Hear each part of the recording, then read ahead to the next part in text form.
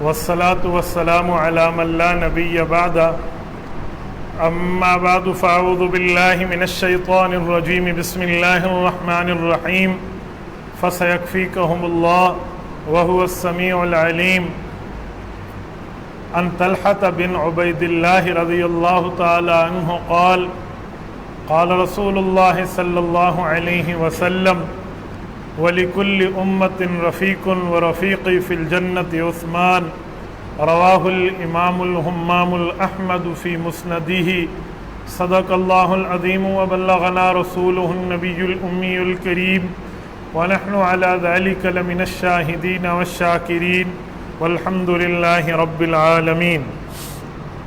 معزز دوستو، ذو الحجہ کا مہینہ اپنا نصف حصہ پورا کر چکا ہے۔ سن 1441 ہجری کا یہ آخری مہینہ ہے۔ اسی کی 18 تاریخ سن 35 ہجری بروز جمعہ حضرت عثمان غنی رضی اللہ تعالیٰ عنہ کی شہادت ہے۔ میں کوشش کروں گا کہ اس جمعے اور اس کے آئندہ جمعے میں حضرت عثمان غنی رضی اللہ تعالیٰ عنہ کے متعلق چند معروضات اور ضروری گزارشات آپ کی خدمت میں پیش کر پاؤں۔ معزز دوستو، سیدنا عثمان رضی اللہ تعالی عنہ کے والد کا نام عفان ہے، جو ان کے اسلام قبول کرنے سے پہلے اس دنیا سے رخصت ہو گئے تھے۔ حضرت عثمان کی امی جان کا نام عروہ بنت قریظ ہے، جو ان کی خلافت کے زمانے تک اور ان کی شہادت کے زمانے تک بھی اس دھرتی پر زندہ رہیں۔ خلفائے راشدین میں یہ پہلے خلیفہ راشد ہیں، اس حساب سے کہ ان کی والدہ مکرمہ اس وقت زندہ سلامت تھیں جب ان کو خلافت کا تاج پہنایا گیا۔ سیدنا عثمان ابن عفان رضی اللہ تعالیٰ عنہ کے 5ویں دادا اور رسول اللہ صلی اللہ علیہ وسلم کے 5ویں دادا ایک ہو کر مل جاتے ہیں۔ بنو امیہ خاندان کا یہ اہم ترین آدمی ہے اور حضرت ابوبکر صدیق رضی اللہ تعالی عنہ کے بعد مردوں میں سب سے پہلے ایمان لانے والی شخصیت ہے۔ حضرت عثمان رضی اللہ تعالی عنہ وہ بندے ہیں جن کے لیے آتا ہے کہ ان کی خالہ سعدہ یہ قیافہ شناس تھی۔ قیافہ شناس اس بندے کو کہتے ہیں جو دوسرے کے فیس ریڈنگ کا ماہر ہو، چہرہ پڑھنے کا، چہرے کے تاثرات کے جاننے کا علم رکھتا ہو، اسے کہتے ہیں قیافہ شناس۔ جیسے ہوتا ہے دست شناس، جو ہاتھ کو پڑھ لیتے ہیں، ہاتھ کی لکیروں کو پڑھ کے بتاتے ہیں۔ یہ جاہلیت کے زمانے کے علوم ہے، اس میں اسلام کے اندر کوئی اعتبار نہیں ہے۔ اسی طرح قیافہ شناسی بھی ہے۔ اس زمانے میں چہرے کی آنکھیں، چہرے کے اوپر لگے ہوئے بھویں، چہرے کے اوپر لگی ہوئی پیشانی کی چوڑاہٹ اور اس کی لمبائی، اس طرح دیکھ کر اندازے لگائے جاتے تھے۔ اسے قیافہ شناسی کا علم کہتے تھے۔ ان کی خالہ قیافہ شناس کی وہ ماہرہ عورت تھی کہ بڑے بڑے لوگ دور دور سے اپنی سواریوں کو تھکا کر آتے اور ان کی خالہ کو اپنا چہرہ اور اپنے ہاتھ پیش کرتے اور ان سے مستقبل کی پیشن گوئیاں وصول کرتے۔ حضرت عثمان کہتے ہیں میں ایک دن اماں کے ساتھ خالہ کے گھر گیا تو میری خالہ مجھے کہنے لگی، میری اماں کو، کہ ہمارے بھانجے کی قسمت تو بہت اچھی ہے، ہر طرف سے خیر نے اس کو ڈھانپا ہوا ہے، اسے شر نے چھونے کا ارادہ کرتا ہے تو وہ شر ذلیل ہو کر چلا جاتا ہے، شادیاں بھی اچھی جگہ ہوتی ہیں، اولاد بھی اچھی جگہ ہے، فتنوں کے درمیان یہ بندہ پل بنا ہوا ہے، اللہ نے اسے تو بہت بڑا رتبہ دیا ہے۔ کہتے ہیں میری امی نے سن کے ہنس کے ٹال لیا، لیکن میرے دل میں ایک تجسس ہوا کہ نہ میں نے خالہ سے پوچھا نہ کوئی خالہ سے بات کی، خالہ ویسے ہی شروع ہو گئی۔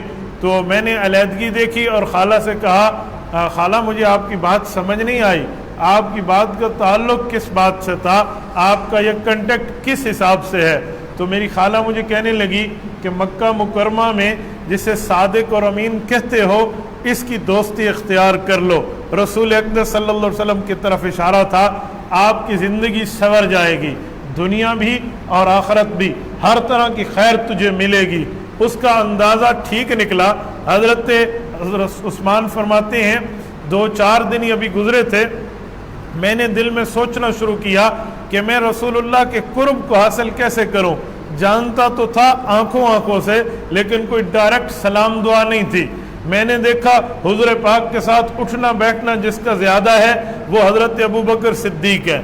मैं इनके पास गया और इनसे हुजूर के बारे में मालूमात लेना शुरू की है कि आपकी दोस्ती, आपका ताल्लुक, आपका मामला कैसा है। सुना तो हमने भी उनके बारे में अच्छा है। ये वो दिन है जब हज़रत रसूलुल्लाह सल्लल्लाहु अलैहि वसल्लम ऐलान नबुव्वत कर चुके हैं। ये एक दिन के बाद हज़रत उस्मान हज़रत अबू बकर सिद्दीक से बातें कर रहे हैं। तो हज़रत अबू बकर ने फरमाया, उस्मान अपनी गपशप अपनी जगह, लेकिन बात तेरी खाला वाली जो तू बता रहा है बिल्कुल ठीक है, तुझे चलना चाहिए, हुजूर पाक की बात को मानना चाहिए। इसी असना में कहा अल्लाह के रसूल सल्लल्लाहु अलैहि वसल्लम गुजरे, हुजूर पाक के हाथ में कपड़ा मुबारक था, तो हज़रत सिद्दीक़ अकबर करीब गए और उनके कान में कुछ अर्ज़ गुजारिशात की। हुजूर पाक पीछे मुड़े और मुझे आकर फरमाया, उस्मान मैं अल्लाह का नबी हूँ, मुझे रब ने इंसानियत की हिदायत के लिए मबूस किया है।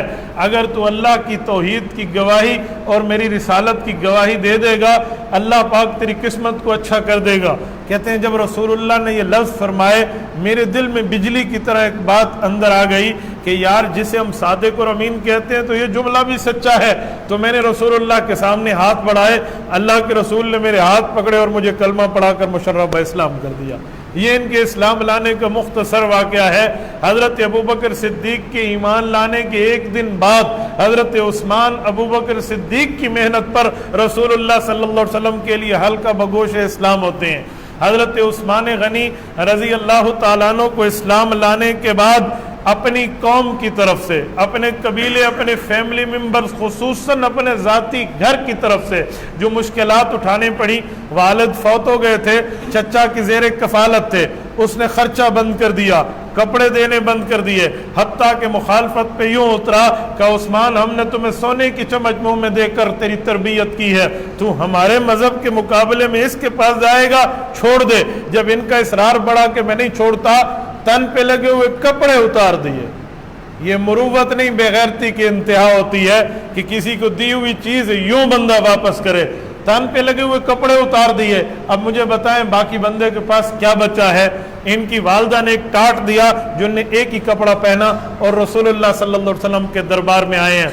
हुज़ूर पाक अलैहिस्सलातु वस्सलाम के खादिम बने हैं। रसूलुल्लाह से मोहब्बत और मवद्दत और प्यार और यगानगत का ताल्लुक बढ़ा है। और एक वक्त ये भी आया है जब अल्लाह के रसूल सल्लल्लाहु अलैहि वसल्लम ने सैयदना उस्मान इब्न अफ़्फ़ान रज़ी अल्लाह ताला अन्हु को ये मकाम अता फरमाया कि अपनी बेटी हज़रत रुक़ैया रज़ी अल्लाह ताला अन्हा का रिश्ता दिया है।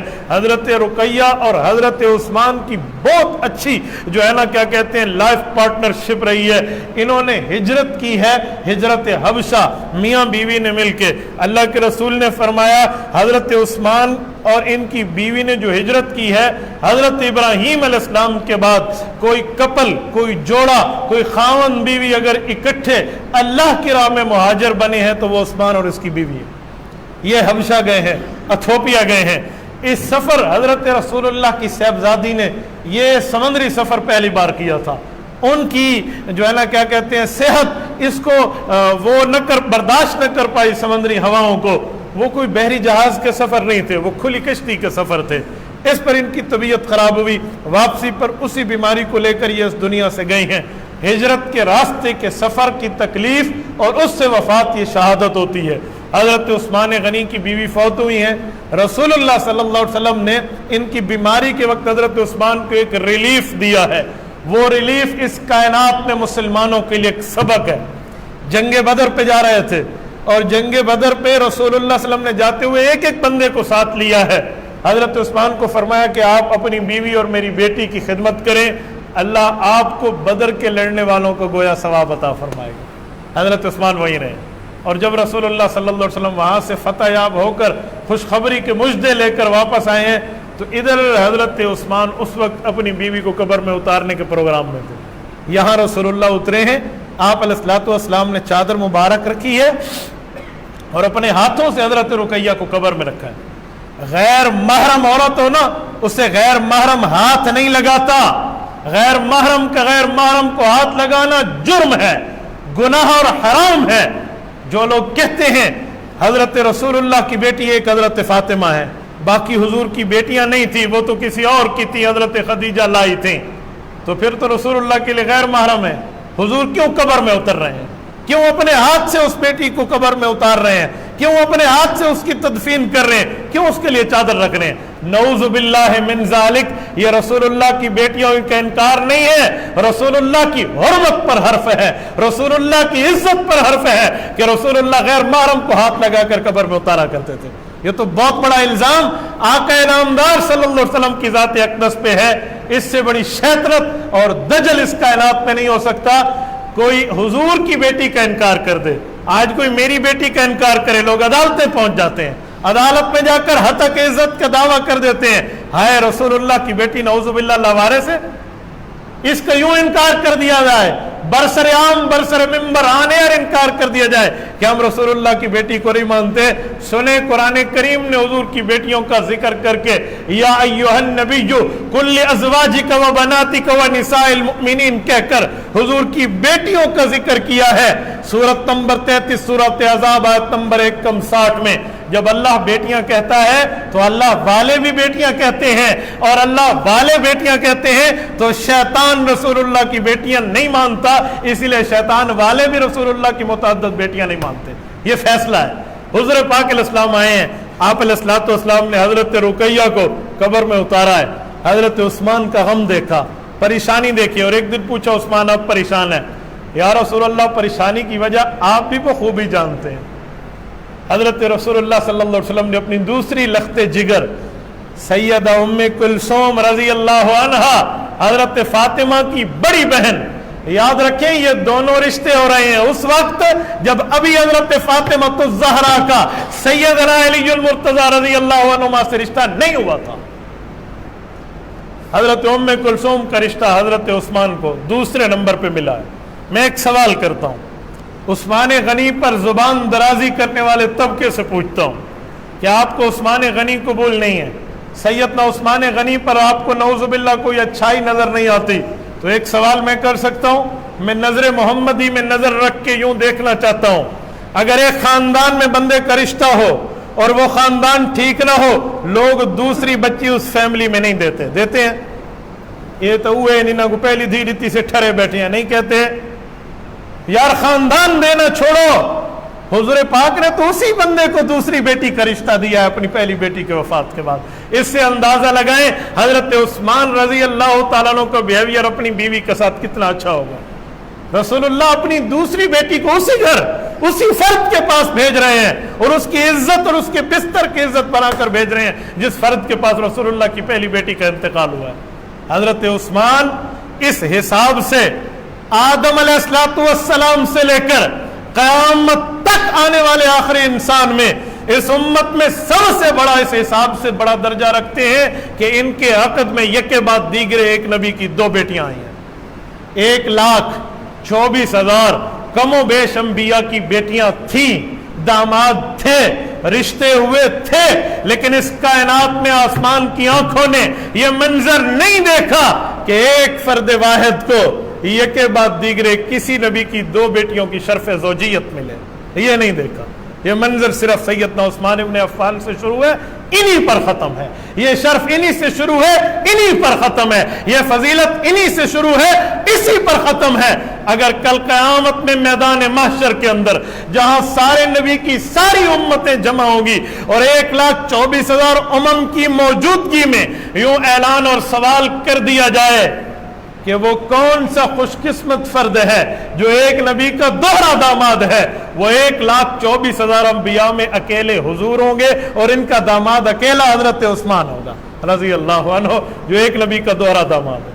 حضرت عثمان کی سخاوت کا عالم دیکھیے، جنگ تبوک لڑی جا رہی ہے، تبوک میں رسول اللہ صلی اللہ علیہ وسلم نے ڈونیشن کا اعلان فرمایا ہے تو حضرت عثمان نے سینکڑوں گھوڑے اور سینکڑوں خچر مال سے لدے ہوئے، سامان سے لدے ہوئے، زاد راہ سے بھرپور رسول اللہ صلی اللہ علیہ وسلم کی جھولی میں پیش کیے ہیں، اور اتنا مال پیش کیا، حدیث پاک میں آتے ہیں جو اس وقت دینار تھے نا، دینار، وہ دینار سونے کا تھا، آج کل کویت کا دینار دیکھے تو وہ کاغذ کا ہے، وہ سونے کا تھا، اور اس وقت 20 دینار ہوتے تو زکوٰۃ آ جاتی، گویا 20 دینار 7.5 تولے سونے جتنے ہوتے. تو 1 دینار کی ویلیو آپ خود لگا لیں, 1 دینار کا حساب آج خود لگا لیں, وہ کتنے ہزاروں میں جا کر بنتا ہے. تو حضرت عثمان نے یہ دیناروں کی تھیلیاں, اشرفی جسے کہتے ہیں دینار, یہ بھرے ہوئے تھیلیاں رسول اللہ کے سامنے پیش کی. تو حضور علیہ السلام اپنے ہاتھ مبارک کو یوں ڈالتے اور ان کے اشرفیوں کو یوں اٹھاتے, اس ہاتھ پہ پلٹ دیتے, اس ہاتھ سے اٹھاتے, اس پہ پلٹ دیتے, فرماتے ما ضر عثمان بعد ھذا اليوم. اللہ فرما رہے ہیں عثمان آج تیرے اخلاص پہ رب نے یہ فیصلہ کر لیا ہے کہ آج کے بعد اگر بالفرض تجھ سے کچھ عمل بھی ہو گیا تو اس کی پوچھ گچھ اللہ نہیں فرمائے. ما ذرہ, تکلیف نہیں ہوگا عثمان کو, تکلیف نہیں ہوگی, تکلیف کا معاملہ نہیں ہوگا. اگر کسی کے پیسے کو, کسی کے مال و دولت کو رسول اللہ نے عزت دی ہے اور آپ علیہ الصلوۃ والسلام نے اسے خوشخبری کا مژدہ سنایا ہے, تو وہ عثمان غنی رضی اللہ تعالیٰ عنہ ان ذوات قدسیہ میں ایک ذات ہے, حضرت عثمان کے مال. ورنہ مال تو فرمایا گیا ہے وَفِتْنَةُ أُمَّتِي الْمَالِ, کہ میری امت کے فتنوں میں ایک فتنہ مال ہے, جیسے میری امت کی فتنوں میں ایک فتنہ عورت ہے. عورت تب فتنہ ہے جب بغیر نکاح کے ہو. عورت آپ کے لیے جنت کا ٹکٹ ہے جب آپ کے نکاح میں ہو. عورت آپ کے لیے جنت کا ٹکٹ ہے جو آپ سے محرم میں ہو, وہ آپ کی ماں ہو, بہن ہو, بیٹی ہو, بیوی ہو, خالہ ہو, پھوپھو ہو, جس کے ساتھ آپ کا رحم کا رشتہ ہے, حضور میں محرم ہے. وہ فتنہ نہیں ہے. فتنہ وہ ہے جس سے نکاح ہو سکتا تھا اور آپ نے بغیر نکاح کے تعلقات رکھے ہیں, یہ فتنہ ہے. ایسے مال ہے, وہ مال فتنہ نہیں ہے جو مال دین پہ لگے, جو مال اسلام پہ لگے, جو مال اپنے گھر بار پہ لگے, جو مال اپنے فیملی پر ان کی ضروریات کو پورا کرنے کے لیے لگے, اپنی جان پہ لگے, اللہ والوں پہ لگے, وہ مال فتنہ نہیں ہے. فتنہ وہ ہے جو شیطان کو خوش کرنے کے لیے لگے. فتنہ وہ ہے جو صراط الشیطان میں فتنہ وہ ہے جس مال کو بطور ویل میراثیوں پر گزارا جائے اور جہاں رب کی نافرمانی ہو وہاں خرچ ہو, وہ فتنہ ہے. ہر مال فتنہ نہیں ہے, ہر عورت فتنہ نہیں ہے. تو حضرت عثمان کا مال بھی تو دین پہ لگا ہے نا, یہ مال کیسے فتنہ بنا؟ انما اموالکم واولادکم فتنہ تب ہے جب معاملہ کچھ اور ہو. یہاں معاملہ تو دین کا ہے, رسول اللہ کی ذات کا ہے. خوش قسمت ہیں وہ لوگ جن کا مال اس دھرتی پر خوش قسمت ترین فرد رسول اللہ پر خرچ ہوا ہے. اور ان افراد میں حضرت عثمان غنی کا ایک نامور نام موجود ہے. میں سخاوت پر ایک بات اور کرتا ہوں. ایک کنواں تھا, رسول اللہ صلی اللہ علیہ وسلم کو اس کا پانی بڑا پسند تھا, لیکن وہ کنویں کا مالک یہودی تھا. اسے پتہ چلا مسلمانوں کے نبی کو کنویں کا پانی پسند ہے تو مسلمان یہاں سے لینے آئیں گے, تو اس نے کنویں کے پانی لینے دینے میں بھاؤ اتار چڑھاؤ شروع کر دیا. اللہ کے رسول صلی اللہ علیہ وسلم کے پاس فرشتہ آیا اور بتا گیا کہ آپ اعلان کر دیں, رب العزت فرماتے ہیں جو بندہ اس کنویں کو خرید کے مسلمان کو دے گا, اللہ فرما رہے ہیں میں اس کو جنت اس کے بدلے میں عطا کروں گا. حضور علیہ الصلوۃ والسلام نے صحابہ کے مجمع میں اعلان کیا. حضرت عثمان غنی اٹھے اور اس یہودی کے پاس پہنچے. اس تک اطلاع تو ہو چکی تھی, تو اس نے ریٹ بڑا بڑھانا شروع کیا, یوں ہے یوں ہے یوں ہے. اتنا ریٹ بڑھایا کہ عام بندہ لینے کا سوچے ہی نہیں, سوچ ہی نہ سکے. حضرت عثمان غنی رضی اللہ تعالیٰ عنہ نے اسلام کے حق میں ایک چال چلی ہے. اسلام کے حق میں کوئی چال چلنا جائز ہے. واللہ خیر الماکرین, یہ تو ترتیب خداوندی ہے. تو کہا ایک کام کر لیتے ہیں, آدھا کنواں بیچ دو, آدھی رقم لے لو. اس نے کہا آدھا کنواں بیچنے کا مطلب؟ کہا ایک دن پانی تو بیچنا, ایک دن پانی میں اپنے حساب سے خرچ کروں گا, آدھا کنواں ہوگا. انہوں نے کہا یہ ٹھیک ہے. تو وہ جتنے پیسے بتائے تھے اس کے آدھے پیسوں میں آدھا کنواں بیچ دیا. حضرت عثمان غنی رضی اللہ تعالیٰ عنہ جو سوچ رہے تھے نا کہ میں بیچوں گا, تو وہ تو اللہ کو بیچیں گے نا کہ جنت ملے گا. اور یہ بندہ یہ سوچ رہا تھا کہ اتنا مہنگا کنواں آدھا خرید رہا ہے تو یہ ریٹ بڑھائے گا تو میں بڑھاؤں گا اور ہماری بال بڑھوتری بہت زیادہ ہوگی. آدھا کنواں بیچ دیا. یہ حضرت رسول اللہ کے پاس آئے اور پوری بات آ کر سنا دی. یا رسول اللہ ایسی ایسی بات ہے, اور فلاں دن میرا, فلاں دن یہودی کا ہے, جو میرا دن ہوگا اس دن آپ نے فی سبیل اللہ پانی آپ نے بھی لینا ہے, صحابہ بھی لے جائیں, چاہے وہ اپنے سیراب کریں, اپنے کھیت یا جو بھی کریں. حضور علیہ السلام اٹھے. اللہ کے رسول کے جو لفظ ہے نا یہاں وہ نوٹ کرنے کے قابل ہے. حضور علیہ السلام نے یہ نہیں فرمایا کہ عثمان نے خریدا ہے, فرمایا ہم نے وہ کنواں خرید لیا. یعنی عثمان کے مال کو اپنا مال پیش کیا ہے. اسے شرف قبولیت کہتے ہیں کہ ہم نے کنواں خرید لیا ہے, فلاں دن ہمارا دن ہوگا, یوں ترتیب پوری سمجھا دی. جب وہ دن حضرت عثمان کا آتا اور مجمع جمع ہو جاتا, مسلمان غیر مسلم سارے پانی اس دن لے جاتے اور فی سبیل اللہ لے جاتے. جب یہودی کا دن آتا تو وہ ہاتھ پہ ہاتھ رکھ کے بیٹھے, کوئی گاہک نہیں آ رہا, کنواں اکیلا میٹھا تھا. تو وہ شرمندگی کی حالت میں حضرت عثمان کے پاس آیا کہ یار ایسا ہے, آپ آدھا کنواں اور بھی مجھ سے خرید لیں. حضرت عثمان نے فرمایا بھائی مجھے تو ضرورت نہیں ہے. کہا نہیں آدھا اور بھی آپ خرید لیں مجھ سے. کہا یار میں تو نہیں لینا چاہتا, لیکن اگر آپ کہتے ہو لے لو تو پھر میری بھی ایک شرط ہے. کہا کیا شرط ہے؟ کہا جو ساتھ باغ ہے نا, وہ باغ بھی اللہ کے رسول کو بہت پسند تھا اور شاید ابھی تک اس کی یہودی کو اطلاع نہیں تھی. کہا یہ باغ, حضرت عثمان نے دل میں سوچا عصر کی نماز کے بعد مغرب تک اللہ کے رسول کی یہاں مہمان نوازی کروں گا, بہت اچھا کھجوروں کا باغ ہے. کہا یہ باغ بھی مجھے بیچ دے. تو اس نے کہا ایک دن سوچنے کا دے. اس نے دوستوں کے ساتھ سوچا, دوستوں نے کہا یار کیا کرتے, بس دے دے, باغ بھی دے دے, یہ بھی دے دے, جتنے منہ مانگی قیمت لے لو. ان نے بیچ دیا, حضرت عثمان نے خرید لیا. قربان جائے امام اعظم ابو حنیفہ کی ذات پہ, انہوں نے تجارت کا ایک اہم مسئلہ یہاں سے اخذ کیا ہے. حضرت امام اعظم ابو حنیفہ فرماتے ہیں کہ اس واقعے پہ اللہ کے رسول نے رضامندی کی ہے تو بزنس کا ایک رول, تجارت کا ایک اصول نکلتا ہے. کہ وہ کیا ہے؟ کہ اگر ایک تاجر دوسرے تاجر کو کہے کہ مجھ سے یہ چیز لے لو اور دوسرے کو ضرورت نہ ہو, تو سامنے والا اگر لے اور کوئی شرط رکھے کہ لوں گا تو میرا یہ کام ساتھ کر یا یہ چیز بھی ساتھ بیچ, تو تجارت بشرط اس صورت میں جائز ہے. کیوں؟ حضرت عثمان نے رکھی تھی, حضرت رسول اللہ نے اس کو تسلیم کیا تھا, تو وہ لے لیا. اور وہ باغ میں حضور آرام بھی فرماتے اور وہ پانی بھی پیتے, اور وہ پورے کا پورا کنواں لے کر حضرت رسول اللہ کے صحابی نے مسلمانوں پہ وقف کر دیا. یہ کنواں کہاں ہے؟ جو لوگ جا چکے ہیں وہ دیکھ چکے ہیں. اللہ پاک نے کئی بار مجھے سعادت دی ہے, میں اس کنویں کا وزٹ بھی کر چکا ہوں. آپ کو اللہ پاک مدینہ منورہ لے جائے, اللہ آپ کی برکت سے ہمیں بھی لے جائے. مسجد قبلتین جائیے, مسجد قبلتین سے جو مغرب کی سطح پہ روڈ نکل رہا ہے, زیادہ سے زیادہ اگر اس کا سفر ہونا, یہ ہمارے یہاں اس آشیانہ سے لے کر فوارے چوک تک کا سفر ہوگا, بلکہ اس سے بھی تھوڑا کم ہوگا. سامنے وہ کنواں موجود ہے اور وہ غابہ موجود ہے, وہ باغ موجود ہے جس باغ کو حضرت عثمان نے خرید کے مسلمانوں پہ وقف کیا ہے. محکمۃ الغابہ جو سعودیہ کا ایریگیشن کا ڈپارٹمنٹ ہے, ادارہ ہے, ان کے زیر کنٹرول ہے. وہ آج تک کنواں جاری اور ساری ہے اور اس کا پانی ہم نے پیا بھی ہے. اللہ سب کو پانی پینے کی وہاں کی توفیق عطا فرمائے. یہ باغ حضرت عثمان نے خرید کے مسلمانوں کو دیا ہے. یہ سخاوت کا عالم ہے, اور اس حد تک سخی تھے کہ ان کو لقب ملا ہے غنی, غنی سخی, اور یہ سخاوت ان میں کوٹ کوٹ کے بھری ہوئی. حضرت عثمان کے دو لقب ہے, ذوالنورین اور غنی. ذوالنورین کا معنی دو نوروں والا, اس کے دو تین مطلب ہیں. نمبر ایک, حضور کی دو بیٹیاں ملی ہیں تو ذوالنورین. نمبر دو, دو ہجرتیں کی ہیں, حبشہ اور مدینہ, ذوالنورین. نمبر تین, دو موقعوں پہ جنت کی خوشخبری ملی ہے, ایک عشرہ مبشرہ میں شامل ہو کر اور ایک کنویں کو خرید کے, تو دو بار جنت کی خوشخبری ملی تو ذوالنورین. یہ عثمان غنی رضی اللہ عنہ کی ذات ہے. 18 ذوالحجہ بروز جمعہ سن 35 ہجری حضرت عثمان ذوالنورین اس دھرتی سے رخصت ہوئے ہیں.